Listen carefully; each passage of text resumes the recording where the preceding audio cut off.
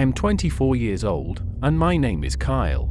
This incident occurred to me very lately. Attempting to fall asleep one night took me 45 to 60 minutes of writhing and turning in bed. I stood up and went to the living room after I finally gave up. I collapsed into the couch and began to flip through the channels of the television. I finally found a documentary on the dark web.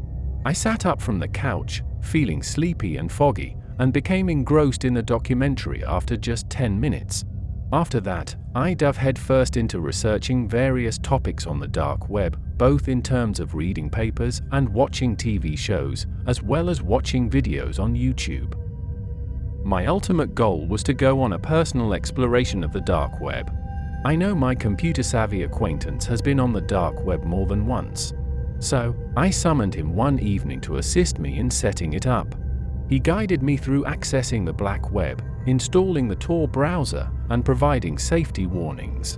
He also warned me about some sites to avoid.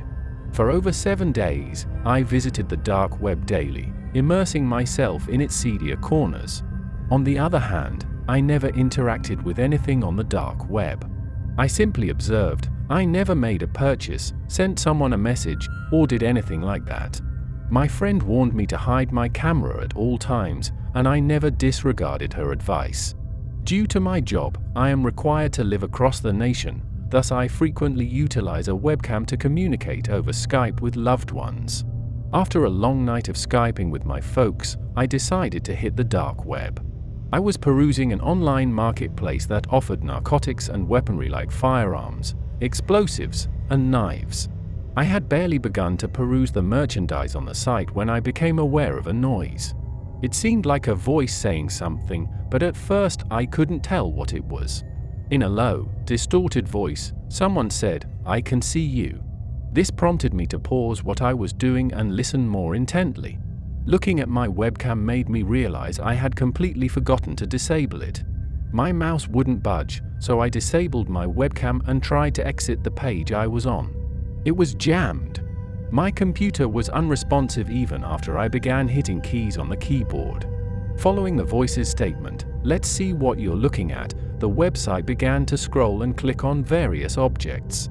I had no idea who was logging into my computer from out of the blue. I was still too scared to speak for fear that the guy might overhear me. "You know what? I'll go out and get these things for you, my friend," the man continued. After that, he began buying weapons and narcotics online. I yelled out, "Please stop," at that moment. "I am not interested in anything." I asked him, "Are you sure?" and he laughed menacingly in response. "No, I desire absolutely nothing. Kindly, depart from me," I responded.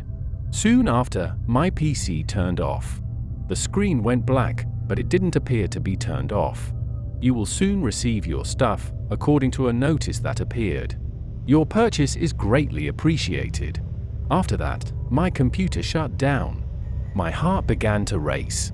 Thinking it was likely just someone teasing me, I eventually calmed down. Even still, returning to the internet was a source of great anxiety for me. As far as I could tell, everything was all right when I finally got on my computer, which was after around 2 days. I went so far as to have a friend double-check it for me. According to him, it was likely the work of a prankster hacker. Upon returning from work the following day, I saw that my apartment's front door was slightly ajar. Fearing a break-in, I opened it with trepidation.